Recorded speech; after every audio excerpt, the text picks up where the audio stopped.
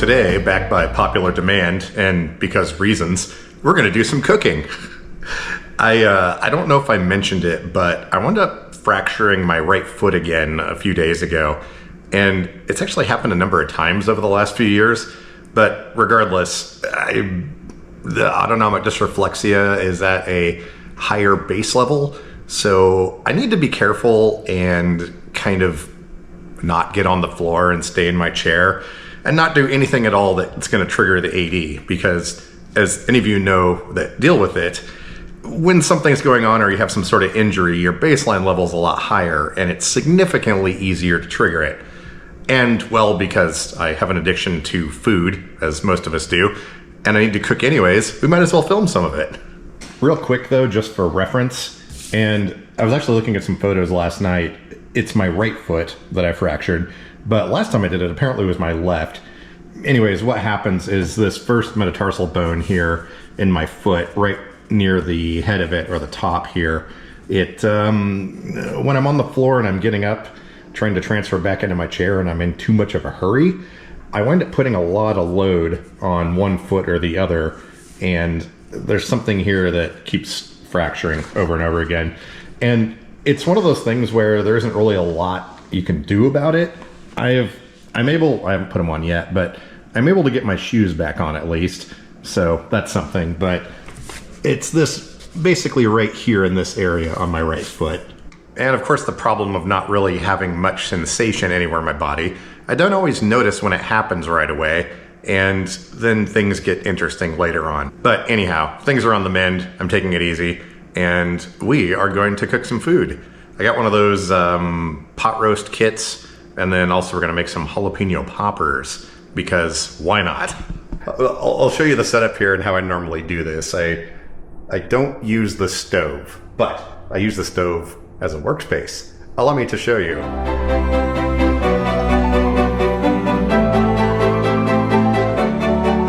As I'm getting this other camera ready, we have a view of the stove here. So I have this turned off at the breaker, and that way I don't accidentally turn it on. It's almost impossible for me to use a stove from a wheelchair, so I just don't even try. But we have the miniature Instant Pot here, which actually I need to plug this in. I got a little tiny, I think you can see it, yeah. Got a little tiny power strip over here to move the outlet where I can get to it easier. This thing is great. I got rid of my larger one when I was living in the bus because, well, there wasn't as much space in there. So we're gonna have two camera angles here. We got this one so we can see what we're doing. And then we're gonna pop this little guy into my hat clip here. I think you can see that there. All right, let me show you how we're gonna do this.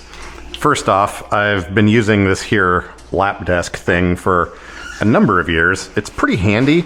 I think it was custom made, but it fits nicely here on my lap, and this works good for most of the food prep. Went to a barbecue restaurant with some friends. I think it was last night. Had some leftovers and didn't clean this after I had my leftovers. Now, my favorite way for making pot roast is to buy these little kits that they sell in the grocery store. They're not super cheap, but honestly, with the price of meat and everything nowadays, these actually work out pretty well. We've got the seasoning, and we got some potatoes and carrots and an onion, and they only ever put one little tiny piece of celery in for some reason, but it's got seasoning and stuff too. So I use this as a base, and then we go from there. I have my favorite knife here, the old school Klein Tools razor blade. Oh, before we get too crazy, we should probably get the rest of the Instant Pot. Yeah. Does anyone else hate dishwashers as much as I do from a power chair? Gotta kind of careful. Then grab this thing, and then this, and our little weighted valve thingy. There we go. And at this point, we can use our seat lift. Need the Jeopardy theme music to play here. All right, just have to lip up a little ways there. Grab all of this. Okay, let's get this all set up here. We've got our lid with the little weighted thing on it. Throw this in here. I think we'll grab a knife Then another paper plate, because yeah, I tend to break anything that's made out of glass, so I pretty heavily use paper plates for everything. Now, I don't use a lot of potatoes, so I just kind of, I'll throw like maybe 2 or 3 of them in there, but the rest of them just kind of go elsewhere. Oh, look at that. We got 2 pieces of celery this time around. Onion time. It's kind of funny. I used to hate onions, and I developed a taste for them at some point and started eating them maybe about 8 years ago. But then I realized very quickly that I was allergic to them. Well, uncooked white onions, that is. I'm fine with cooked ones. I like to chop these kind of in half usually, which can be a tall order because these like to go launching everywhere at times. You know what? I just decided I think we're going to get fancy and attempt to caramelize these onions before we throw them in there. I've never done that before, but it sounds like a really good idea. So let's grab the little hot plate thing.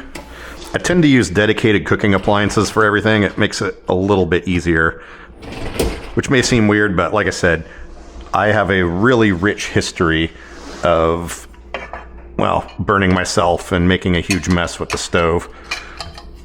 So these things work great for me. I'm gonna grab some of our Greek seasoning and then I think a little bit of the chipotle and some olive oil here. Some oil. Guess I'll just dump these in here. Give them a bunch of this Greek stuff, which is sort of a garlicky something or other. I don't actually know, but we'll douse these pretty good. Then Chipotle Tabasco, best Tabasco ever. If you've never tried this, please do it. It's not about the spice, it's about the flavor. Oh yeah, that's gonna be nice. And one other thing with cooking I've found, I have to immediately put everything away as soon as I'm done with it. Otherwise, everything gets completely cluttered and I get extremely frustrated. I think we've got a spatula in here. Oh yeah, that's gonna be nice right there. And we can get our meat ready to go here. This usually creates a pretty decent sized mess. So paper towels. And if we're sneaky with this, we should be able to get this cut open without making too big of a mess. And straight to the garbage holster with this. Do.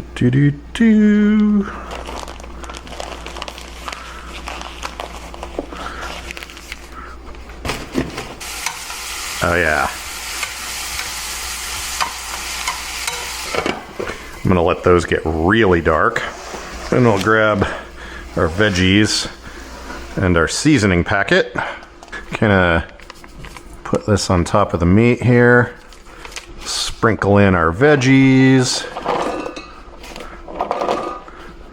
Then, because I'm a weirdo, we're gonna throw in a packet of onion soup mix. I know it seems like I'm way into onions, but this actually all evens out and it's not bad. Also some pepper.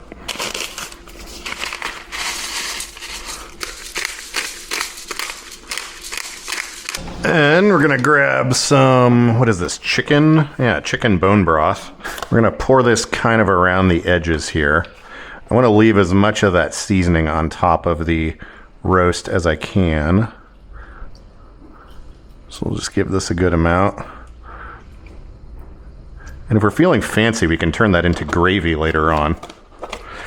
And I'm gonna start this thing just warming to kind of get things moving here a little bit. I just hit saute and less mode, so we'll start getting a little bit of heat in there. I think our onions should probably be good to go here. Turn that off. Oh yeah, that looks good. Nice thing with this is we can just unplug it. Then, I was thinking about carrying it over there, but I think I'm just gonna scrape it onto this plate, then we'll dump it in. Seems less dangerous, maybe. And light sprinkling of our onions on top. And try and keep those sort of out of the liquid. Then we gotta get this crustiness in here too. That's the best part. Yeah. And I think we'll go with 3 small potatoes. Just cut these in half. And give these a bit of whatever this salt is. I know it seems like I'm going insane with the seasoning here, but trust me, this all washes out and mellows pretty good. And we'll just give these whatever this is. Get that salt down in there.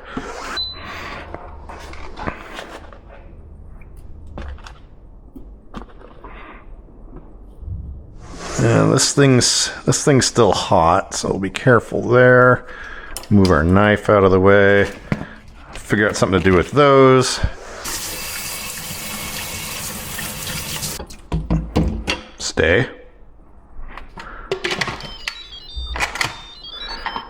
Now, I never remember the cook time on this, and I always have to pull the package back out of the trash. And then I always wind up cooking it a little bit too long. So we're gonna dial it back a bit. 45 minutes on high pressure. So as I recall, that's usually a little bit too long.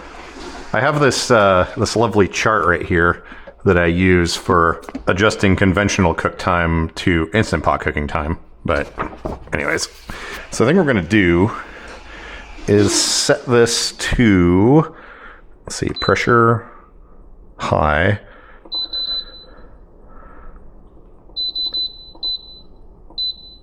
I think we're gonna try 35 minutes, then we can check it from there. Always with the incessant beeping. And I think we'll screw with the jalapeno poppers once this thing is done and go from there. Normally, I typically deep fried jalapeno poppers, but I don't have any deep frying equipment here. So we're gonna try dousing them in olive oil and using the convection oven. So, no idea how that's gonna work, but we'll find out here shortly. I can hear this thing gurgling and there's a bunch of steam coming out of here. I think it's about ready to seal. Should I just let it go or should I help it out? Oh, wait. It's trying. You can do it, little buddy. Almost there. We're just gonna give it a hand. There we go.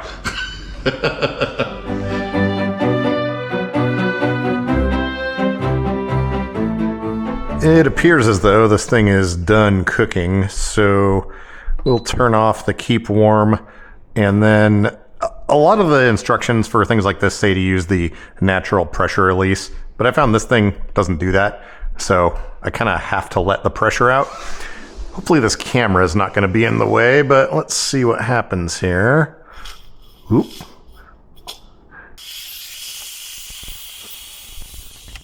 All right. You can tell this thing is still boiling a bit. That looks pretty glorious. So we're gonna let this chill here for a little bit, and then I think we're gonna work on the jalapeno poppers maybe. I was looking at the package on this earlier.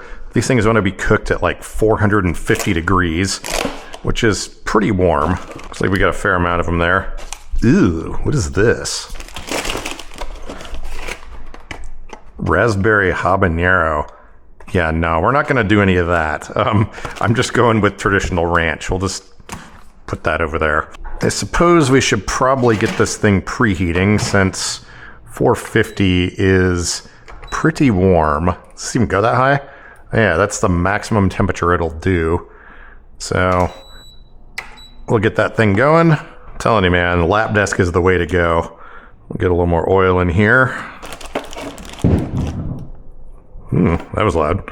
Now, I've never actually attempted to cook these without a deep fryer before, so I'm not quite sure how this is gonna go. I'm just gonna... It should be good.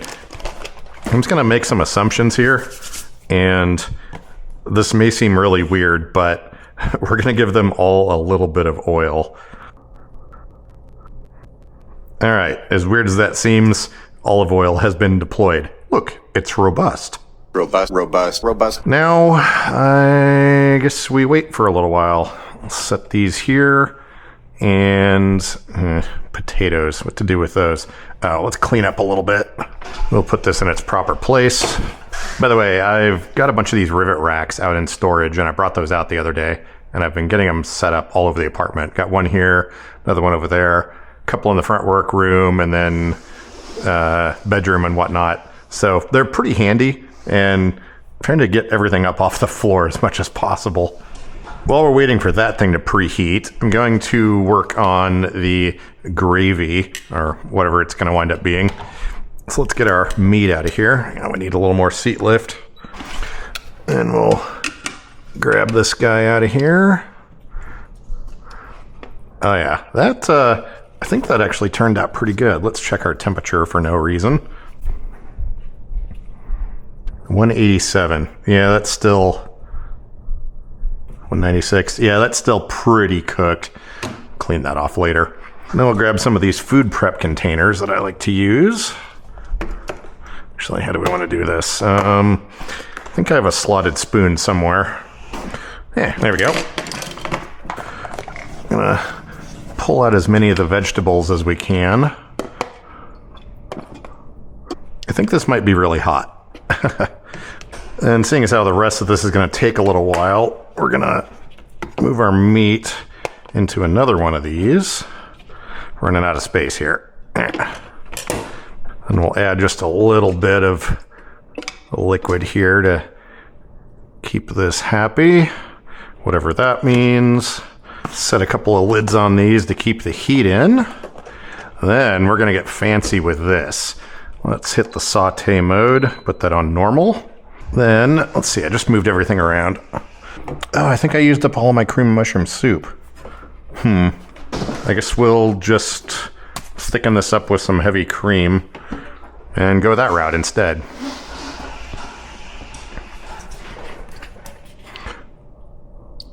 We'll just let that come to a boil, and it looks like this thing is ready. Let's jam these in here. I'm supposed to do 7 minutes per side. We'll see how that goes. Let's see, what's of half of 15? We'll say that's 7. Love me some pepper. Oh yeah. Oh, I hear the poppers talking. What's going on in here? Okay, they're just sizzling away. I thought maybe I heard one explode. Those are doing good. Actually, seeing as how I've never messed with these before, let's see, at the risk of making one explode, let's see what our temperature is. 200 degrees. Okay, we'll just go ahead and shut that off, let it do its thing. Oh, I got grease on the door. Okay, I'm about to do something that is probably going to confuse a lot of people. However, there is a chemistry, background for this. We've got a bunch of water, we've got some milk, we've got all the oils and stuff from the meat that was cooking. We're gonna add a few drops of mustard. What this does is allow this to become a colloidal suspension, and later on when we reheat it, the oil and everything's not gonna separate out as much. I know it sounds really weird, but feel free to try this sometime when you're making stuff like this. So we're just gonna add a little tiny bit of this. Doesn't take that much. Again, I know it seems weird, but trust me, it makes everything work a lot better. And we're just gonna let this continue boiling until it kind of gets a skin on the top and thickens up. It's almost there, and then we'll be good. However, while we're waiting for all that to finish, we have a little pre-dinner snack here. These things have cooled off a bit, got a little bit of ranch in here, and we're gonna see if these are acceptable. I'm sure they should be.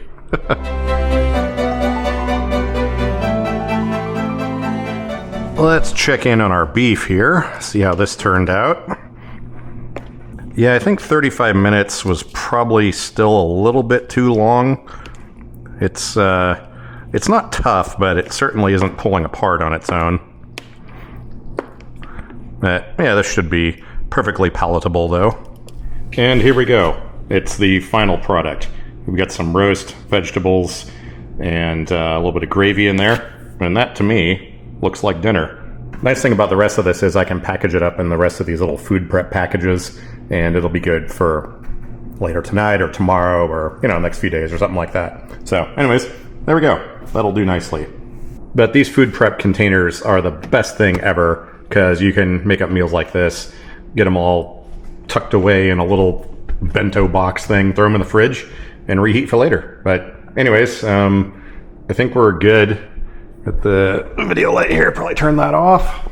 But yeah, ate my food. I think everything's good to go. And I'll probably snack on a little bit of this later. It's only like 6 o'clock in the evening right now. So I think we're gonna call that good. I have to get my noise canceling headphones on because reasons.